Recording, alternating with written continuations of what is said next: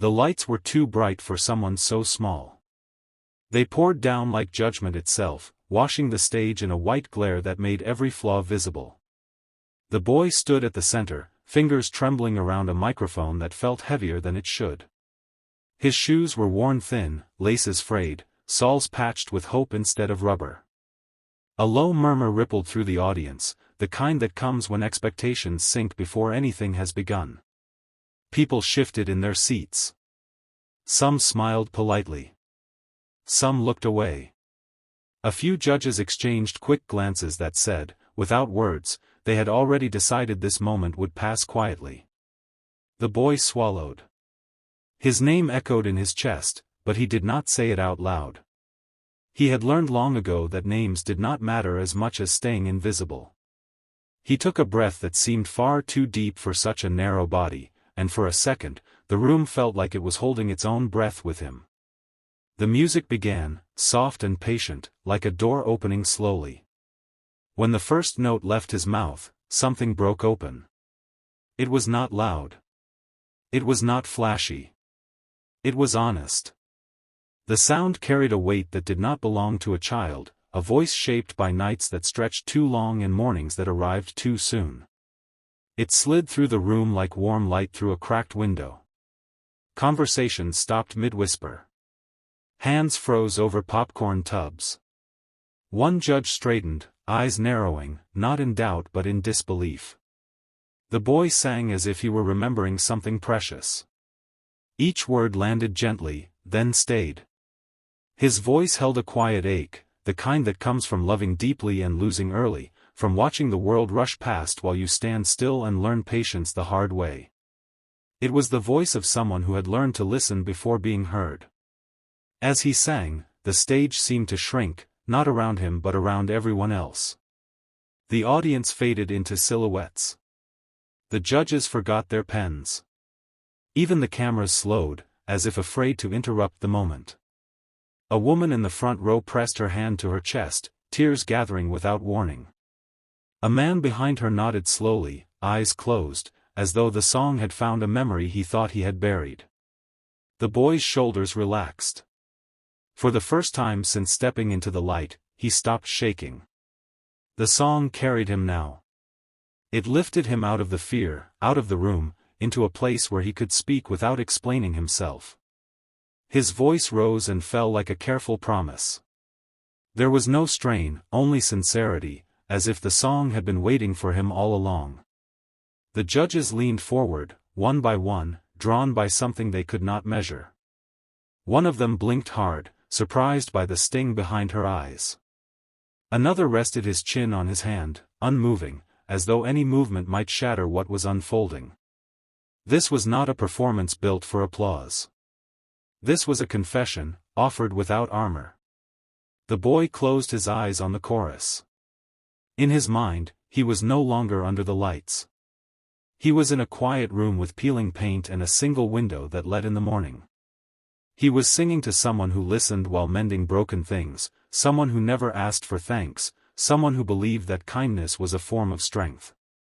The memory steadied him. His voice grew clearer, stronger, filled with gratitude that had nowhere else to go. A hush settled over the room, deep and complete. Even the air seemed still. When he reached the high note, it did not soar for attention. It rose because it had to, because the feeling demanded space. The sound lingered, trembling, then resolved into a calm that felt earned. A judge's hand hovered over the table, unable to move.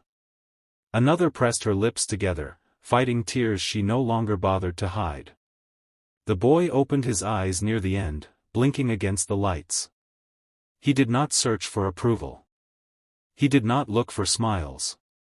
He simply finished the song the way it deserved to be finished, with care and respect. The final note fell softly, like a hand placed gently on a shoulder. For a heartbeat, nothing happened. Then someone stood. Then another. Chairs scraped quietly as people rose, not cheering yet, not clapping, just standing, as if standing were the only honest response. The judges remained seated, frozen in awe, eyes locked on the small figure at center stage. One of them inhaled sharply, as though remembering how to breathe. The boy lowered the microphone. His hands were steady now. He bowed his head, not in victory, but in humility, as if thanking the song for choosing him. In that moment, he was no longer just a child on a stage. He was a reminder. A reminder that greatness often arrives quietly, wearing worn shoes and carrying a story no one thought to ask about. Somewhere in the audience, a tired heart felt seen. Somewhere else, a forgotten dream stirred. And on that brightly lit stage, a boy proved, without saying a single extra word, that a voice born from kindness and sacrifice can stop the world, even if only for a moment. Backstage smelled of cleaning spray and old cables, a place most people never noticed unless something went wrong. In the narrow corridor behind the stage, an elderly janitor stood perfectly still, his mop resting against the wall, forgotten. His uniform was faded from years of washing, name tag scratched and barely readable. His hands, rough and cracked from decades of work, were clenched tightly as if letting go might make the moment disappear. On the small monitor mounted high on the wall, the boy was still on stage, finishing his song. The old man's chest felt tight. That voice was not a surprise to him. He had heard it in places far quieter than this, under flickering streetlights, in echoing stairwells, in the small shared room where silence was often heavier than noise. But hearing it here, filling a hall built for applause and judgment, made his knees weak. He leaned slightly against the wall, afraid that if he moved, the years might rush back all at once. The boy on the screen was his grandson. The only family he had left. Years ago, life had split open without warning. A late-night phone call. A pause too long before the words came. Two parents gone, just like that, leaving behind a small child with wide eyes and too many questions. The old man had been tired even then, bones already aching from long shifts, dreams already folded away. But when he saw the boy at the hospital, clutching a toy car and looking around as if the world had suddenly become unsafe, he did not hesitate. He signed papers with shaking hands and promised, out loud, that the boy would never be alone.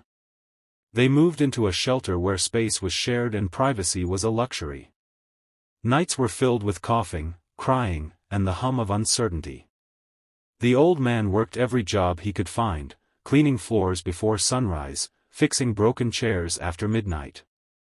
He learned to stretch meals, to turn leftovers into something warm, to smile even when his back screamed in protest. The boy learned early not to ask for things. He learned to say, "I'm okay," even when he wasn't. Music entered their lives quietly. One evening, the boy hummed a tune he'd heard through a library computer's tinny speakers. The sound stopped the old man in his tracks. It wasn't perfect, but it was honest. From that night on, singing became the boy's way of making sense of the world. He sang while helping fold donated clothes. He sang to comfort younger children who cried themselves to sleep. He sang when the power went out, turning fear into something softer. The old man saved what little he could, coin by coin. He skipped meals. He walked instead of taking the bus. Months later, he brought home a battered second-hand keyboard with a few keys that stuck. The boy's eyes lit up like the room had suddenly filled with sunlight. That keyboard became their treasure. They fixed it together, tape and patience holding it alive. The old man never learned to play, but he listened. Always listened. Watching the screen now, the janitor wiped his eyes with the sleeve of his uniform, embarrassed even though no one was looking. He remembered every doubt people had thrown their way. Be realistic. Dreams don't pay rent. Focus on survival. He had nodded politely, knowing survival was exactly why he let the boy dream. Because hope, he believed, was not a distraction. It was fuel. On stage, the boy bowed his head. Applause thundered through the hall, seeping into the backstage corridors like a wave. The old man flinched at the sound, overwhelmed. He wasn't used to applause. He was used to working quietly, unnoticed, slipping in and out of buildings after everyone else had left. A production assistant rushed past him, eyes wide. "That kid," she said breathlessly to no one in particular, "he's incredible." The old man nodded, unable to speak. Incredible was one word. But it wasn't enough. As the boy left the stage, walking toward the wings, their eyes met. Just for a second.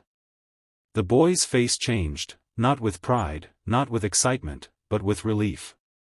The kind that comes from knowing the one person who matters most is watching. He gave a small smile, the same one he used to give after singing in the shelter, asking without words, "Was it okay?" The old man smiled back, pressing his hand to his heart. He did not clap. He did not cheer. He simply stood there, steady and quiet, the way he always had been. In that moment, no stage light shone brighter than the bond between them. No judge's opinion weighed heavier than the love that had carried them through hunger, loss, and long nights of doubt. The world was just beginning to notice the boy's voice. But the man backstage knew the truth. That voice had been shaped by sacrifice, by patience, by a kind of love that never asked to be seen. And as the applause roared on, he whispered a thank you, not to the crowd, not to fate, but to the simple miracle of having chosen kindness when the world had offered nothing else.